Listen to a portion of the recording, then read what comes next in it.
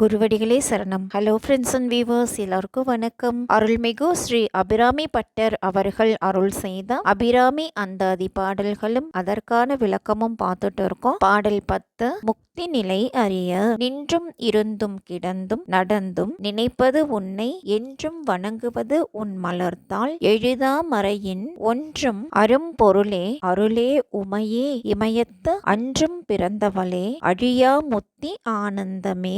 எழுதா மறை அப்படின்னா செவிவழி கேட்டு உணர்தற்கு உரிய வேதம், அறிதற்கரிய பொருளே, அருளே உருவான உமையே, அக்காலத்தில் இமயமலையில் பிறந்தவளே, என்றும் அழியாத முக்தி ஆனந்தமாக விளங்குபவளே, உணர்தற்கரிய பெருமை வாய்ந்த வேத பொருளில் ஒன்றிய பொருளே, நான் நின்றாலும் இருந்தாலும் கிடந்தாலும் என் நிலையில் இருப்பினும் நின்னையே நினைத்து தியானிக்கிறேன். நான் வணங்குவதும் நின் மலர் போன்ற பாதங்களையே ஆகும். பாடல் 11. என்றும் இன்பங்கள் தழைக்க ஆனந்தமாய் என் அறிவாய் நிறைந்த அமுதமுமாய் வானந்தமான வடிவுடையாள் மறை நான்கினுக்கும் தானந்தமான சரணார பிந்தம் தவள நிற கானந்தம் ஆடரங்காம் எம்பிரான் முடி கண்ணியதே. அந்தம் அப்படின்னா முடிவு, முடிக்கண்ணி அப்படின்னா தலைமாலை. அபிராமி தாய் என் ஆனந்தமாகவும் என் அறிவாகவும் விளங்குகின்றாள். என் வாழ்வில் அமுதமாக நிறைந்திருக்கின்றாள். அவள்